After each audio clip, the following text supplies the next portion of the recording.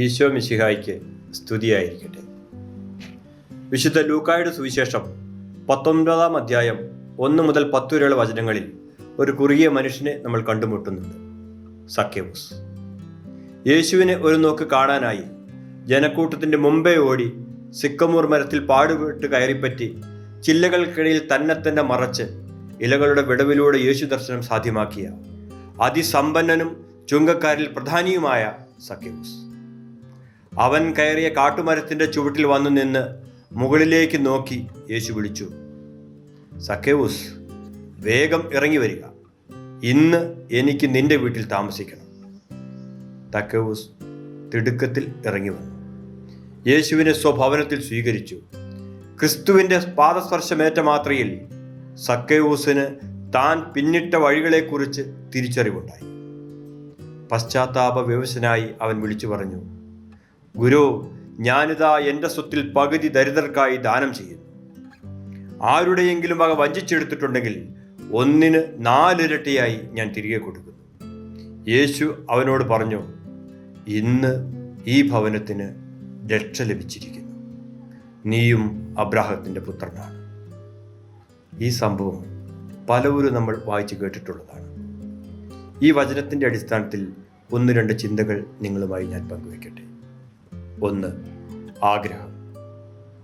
സക്കേവൂസിനുണ്ടായതുപോലെ യേശുവിനെ കാണാൻ, യേശുവിനെ അറിയാൻ, യേശുവിനെ അനുഭവിക്കാനുള്ള ഒരാഗ്രഹം ഉണ്ടാവുക എന്നതാണ് ഈ നോമ്പുകാലത്തിൻ്റെ പ്രഥമ ലക്ഷ്യം. 2. പരിശ്രമം അല്ലെങ്കിൽ പ്രയത്നം. നമ്മളെപ്പോഴും ജനക്കൂട്ടത്തിനൊപ്പം സഞ്ചരിക്കാൻ ഇഷ്ടപ്പെടുന്നവരാണ്. എന്നാൽ സക്കേവൂസിനെ പോലെ ജനക്കൂട്ടത്തിന് മുൻപേ ഓടാനും നമ്മൾ തയ്യാറാണ്. മണ്ണിലെ മനുഷ്യൻ്റെ സാധാരണ ചിന്തകളിൽ നിന്ന് ഒരല്പം ഉയരത്തിൽ ചിന്തിക്കാൻ, ഒരല്പം കൂടി ഉന്നതമായ രീതിയിൽ യേശുവിനെ കാണാൻ, യേശുവിനെ അനുഭവിക്കാൻ വേണ്ടി ത്യാഗം സഹിച്ച് മരം കയറാൻ നമ്മൾ തയ്യാറാണ്.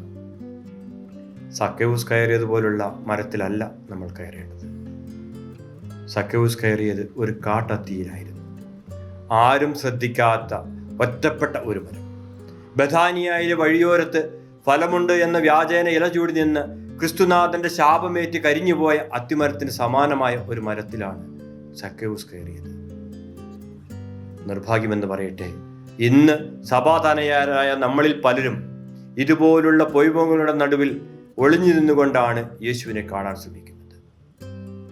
നമ്മൾ അവിടെ നിന്നും താഴേക്കിറങ്ങി മറ്റൊരു മരത്തിൽ കയറണം. ലോകത്തിൻ്റെ രക്ഷയ്ക്കായി ദൈവത്തിൻ്റെ പുത്രൻ പാടുപെട്ട് പീഡയേറ്റ് രക്തം വാർന്ന് മരിച്ച കുരിശുമരത്തിലേക്ക്, ആ കുരിശുമരത്തിലേക്കാണ് നമ്മൾ കയറേണ്ടത്. അവിടേക്കാണ് നമ്മൾ നടന്നെടുക്കേണ്ടത്. തന്നെ പരിത്യജിച്ച് സ്വയം കുരിശുമെടുത്ത് യേശുവിനെ അനുഗമിക്കാൻ നമ്മെ പരിശീലിപ്പിക്കുന്നതാകണം ഈ നോമ്പുകാലം. 3. പരിഹാരം. കടന്നു വന്ന വഴികളിലെ പാകപ്പിഴകൾക്ക് അനുതാപത്തിലൂടെയും പങ്കുവെക്കലിലൂടെയും ദാനധർമ്മത്തിലൂടെയും പരിഹാരം ചെയ്യാൻ ഈ നോമ്പുകാലത്ത് നമ്മൾ ശ്രമിക്കണം. 1 മൈൽ ദൂരം നടക്കാൻ നമ്മോട് ആവശ്യപ്പെടുന്നവരോടൊപ്പം 1 മൈൽ കൂടി അധികം നടക്കാൻ അവസരമൊരുക്കുന്നതാകണം ഈ നോമ്പുകാലം. ശപിക്കപ്പെട്ട നഗരമായ ജെറീക്കോ പട്ടണത്തിലെ വെറുക്കപ്പെട്ട മനുഷ്യനായിരുന്ന സക്കേവൂസ് യേശു ക്രിസ്തുവിൻ്റെ സഹവാസത്തിലൂടെ അബ്രാഹത്തിൻ്റെ സന്തതിയായി മാറിയെങ്കിൽ, പ്രിയമുള്ളവരെ, അബ്രാഹത്തിൻ്റെ വിശ്വാസ പാരമ്പര്യം അവകാശപ്പെടുന്ന നമുക്ക് യേശു ക്രിസ്തുവിനുടെ വചനത്തിലൂടെ കൂടുതൽ അടുത്തറിയാനും കൂദാശകളിലൂടെ അനുഭവിക്കുവാനും പരസ്നേഹ പ്രവർത്തികളിലൂടെ മറ്റുള്ളവരിലേക്ക് പകർന്നു കൊടുക്കുവാനും ഈ നോമ്പുകാലത്ത് പരിശ്രമിക്കാം. അങ്ങനെ രക്ഷ നേടാനുള്ള ഒരു അവസരമായി ഈ നോമ്പുകാലം എല്ലാവർക്കും മാറട്ടെ എന്ന പ്രാർത്ഥനയോടെ നിർത്തട്ടെ. നന്ദി.